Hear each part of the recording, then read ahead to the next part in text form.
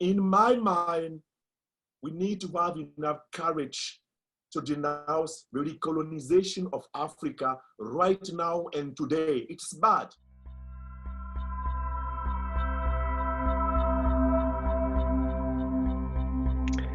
Hi everyone, and welcome back to Nonviolence International's YouTube channel. My name is Nimesh, and in this latest installment of the Spotlight series, I have the great privilege of speaking with Barwendé Sané. Barwendé is a Jesuit priest from Burkina Faso with 14 years of experience working in African conflict regions. He has founded 2 civil society organizations to promote peace and nonviolence in West Africa. Barwendé is the author of 4 books on nonviolence, peace education, and human rights, and he is currently a fellow at the University of San Francisco Institute for Nonviolence and Social Justice. Barwendé, thank you for being here with me today. Thank you, Nimesh, for having me. So you're a fellow at the USF Institute, which was co-founded by Dr. Clarence B. Jones, who was Dr. Martin Luther King's lawyer, strategic advisor, and draft speechwriter. I know the work the USF Institute has done is deeply influenced by Dr. King. I know you personally have been deeply influenced by Dr. King. So I wanted to ask, how has Dr. Martin Luther King Jr. inspired you and shaped your beliefs about nonviolence? And what specific lessons can we learn from Dr. King? My first contact with Dr. King was through his book, Strength to Love. So that was one of his outstanding books, in which you can find a lot of sermons related to denouncing violence, segregation in the US, and promoting peace, and also nonviolent protests and capabilities to build communities together. So when I was in my 18th, I came across this book, and it started to really nourish my desire to give a sense to my own life. So reason why I decided to become a Jesuit priest. So that was fundamentally a kind of waking call to discern my own vocation.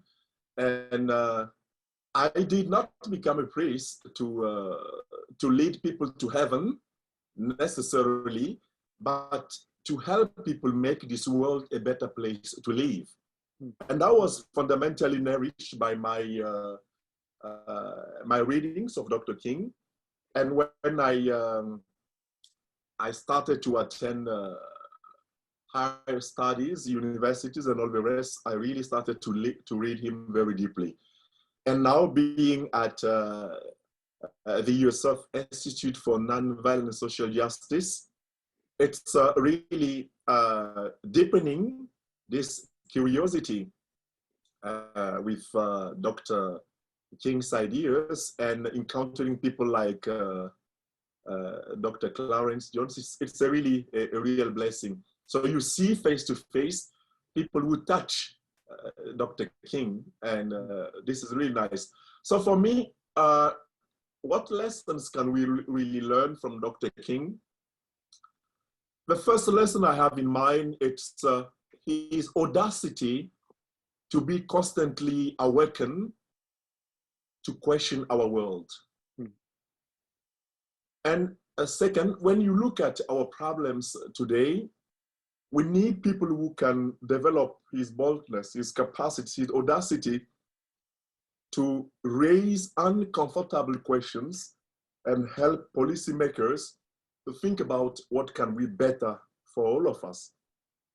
And the third lesson I can recapture from Dr. King, it says a fundamental connection with God. It was not fundamentally about religion, but about spirituality.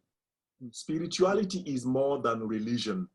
And from Dr. King, we can really understand if we want to contribute our best in this world, we have to be spiritually very connected to transcendental powers. It can be God, it can be other powers, but we have to be grounded in this kind of powers. So these are the lessons I can get from Dr. King and share.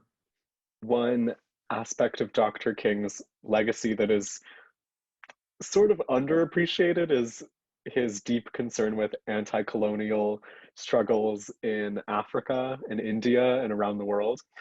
And Dr. King traveled to Ghana in March 1957 to celebrate Ghana's independence from England. And upon returning to America, he delivered this really powerful sermon, The Birth of a New Nation, emphasizing the unity between the freedom struggle in the US and in West Africa. Can you talk about the historical links between the Black freedom struggle in the US and the anti-colonial struggle in Africa? And what do you think are the modern day implications of this interconnected freedom struggle? Of course, it's a great question and really very interesting. So Dr. King's traveling in Ghana was fundamentally for him to connect the freedom struggling from African Americans to Africans really fighting for their own independence. And Ghana in West Africa was one of the earliest nations to gain independence and regain their own dignity from colonial powers. And for me, that was really very significant to connect the necessity for people living in the diaspora and also living in Africa, connect them to the same and indispensable fight for freedom. And I can say 2 years ago, the killing of George Floyd was a kind of a sad reminder to the world that the fighting of Black people in the US was not disconnected with the fighting of people in Africa. So it's all about freedom. So what does it mean for us today, here in the US or in Africa? It means a lot. So for me, when I'm thinking about this connection Dr. King made with West Africa, Ghana, and Africa in general, this connection should be a reminder to all Africans that we must have enough courage to stand for today's reasons for freedom struggle. And I can say I see fundamentally 3 points, 3 reasons for me to really say we need to recapture the spirit of this travel and the reasons for that. The first reason is denouncing poor governance in Africa right now. So in many places we have poor governance in this great continent. So it's undermining lives in Africa, the abuse of power, violence perpetrated in many places. Some peaceful protesters in some places are sometimes violented. This is bad. And the second reason for us to reconnect with Dr. King's spirit, it's what I called getting enough courage to denounce the recolonization of the continent of Africa. Some people think about post-colonialism, but in my mind, we need to have enough courage to denounce the recolonization of Africa right now and today. It's bad. We don't need to do a lot in terms of political science to understand that the ongoing instability on the African continent is very concentrated in high resources areas. This is not accidental. In Africa, we have a lot of resources. But when you see the conflicts are concentrated in regions like Congo, Libya, South Sudan, the Sahel region, the Horn of Africa, and more. And all of these regions have in common many resources. And this recolonization of Africa is unfortunately very well organized by the Western powers, those who enrich themselves through slavery and colonization. The new colonization of Africa is really ongoing. So you have the Western countries, you have China, you have Russia, you have Turkey. And when you take terrorism in the Sahel region, for instance, it has become a real business. The US is there, France is there. You have many armies who are operating in these places, but unfortunately you still have violence. This is what I called systemic recolonization. And my third point is related to corruption. Recapturing Dr. King's spirit is also getting enough courage to denounce corruption in Africa. This is really undermining the potential of a continent. And unfortunately, I used to compare corruption to an ocean. And within any ocean, you have big fish and you have small fish. The big fish of corruption are fundamentally the Western institutions and the Western businessmen in their relations with the African continent.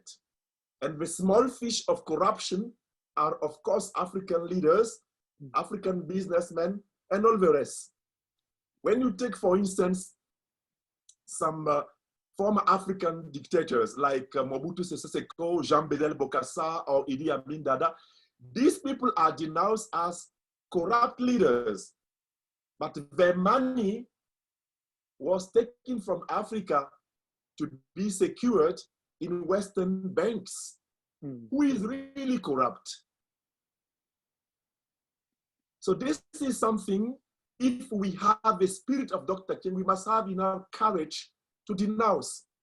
When you see young Africans dying in oceans, trying to cross the Mediterranean Ocean, what does it mean? People are running after their resources taken by these countries. And when you have, for instance, countries like France, like Belgium, the UK, these countries are not producing gold or diamond, but they are the best sellers of these resources.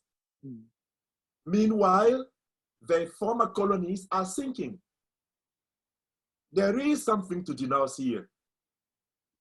Talking about Dr. King is not only getting back to the past, but also being enough audacious to say something is wrong here. And when you see, for instance, the countries who have the right, the veto power at the UN, including China, France, the US, the UK, or Russia, these countries are at the same time the best sellers of guns in Africa. What does it mean? Can we really have peace when the people who are running guns business are at the same time the people who are talking about peace? So for me, talking about Dr. King is fundamentally getting enough courage to denounce poor governance, the recolonization of Africa, and corruption. And this is not only on the soil of Africa, the Western world has a say about that.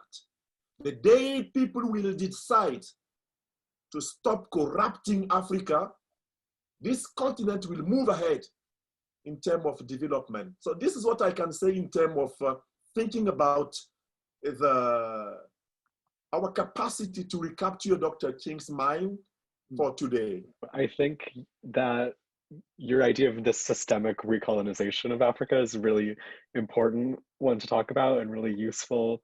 And I appreciate your explicit examples of the ways in which Western countries and countries like China are directly complicit in the violence and instability we see in Africa. I think that's a really important point. And you mentioned the Sahel region, so I wanted to talk about the rise in jihadist terrorism there. And you, as you mentioned, you have countries who have sent troops in response to this crisis. So I'm wondering, what are the limits of the military response that we've seen, and why do you think nonviolence and peace building is a better alternative? There is a big contradiction when you see all of these military troops in the Sahel region, in countries like Chad, Mali, Burkina Faso, Niger. In these countries, you have military troops stationed there, and their mission is to promote peace. They are called peace builders, or how can you secure peace where there is no peace? So for me, there is something wrong with their mission itself, because they are supposed to safeguard something which is really missing, peace. So there is a need for more commitment. Otherwise, these military stationment can become an opportunity for business and gangsterization of the continent. When you see all of this flowing of arms, it is sad. So reason why it's important to emphasize the fact that peace is not fundamentally about guns. Peace is fundamentally about dialogue, reconciliation, and conversation. So reason why I have been working in many African countries, including Burkina Faso, Chad, Central African Republic, in training people in the ideas of non-violence and peace building. Because when people can really set up together these opportunities of dialogue and conversation, they can really advance in terms of building peace. Of course, we need sometimes some military enforcement of in some places, but for long-term peace building, it's more fundamental to educate people to non-violence, educating people to be themselves the fundamental builders of their own dignity. So reason why I think it's important to support these kind of activities. So in July and August of 2021, you did these nonviolence trainings for, I think, more than 130 community leaders, politicians, and activists. Can you talk about that experience? And what do you think are the challenges of nonviolence training? Yeah, of course, it was a great experience. Yeah, because for me, we need to denounce in one hand what is wrong, and in the other, we need to have enough courage to say, we are not going to only stuck in victimization. We have to do something. So reason why this mission was for me a great opportunity to help people understand, yes, it's possible. We can do it. We can transform it. We can transform our situations. So these leaders I have trained were themselves very passionate to learn about peacemaking tools. So it was for me an opportunity to decolonize universal paradigms. For instance, when we speak about human rights, you can see it as something very big, but when you take it and you make your best to help people understand, it's fundamentally about what you have already been doing in your family, your communities. You just need to strengthen it. So these trainings was also for me a great opportunity to make accessible, I would say, scholarly methods, help people understand also our religions and our trust in God do not need to be only spiritual thinking, but we have to flesh out real commitment, real engagement in transforming our realities. So for me, this experience was very fundamental, and I hope getting more and more possibilities to continue this kind of commitment in this part of Africa.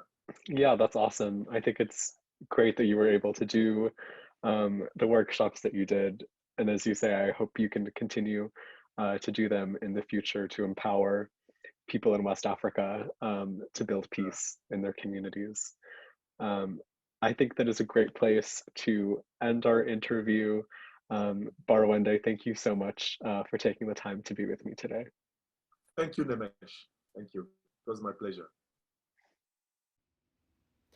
If you think these conversations are important and would like to see them continue, please consider supporting NVI and the work we do by subscribing to this YouTube channel, following us on Twitter and Facebook, and visiting our website.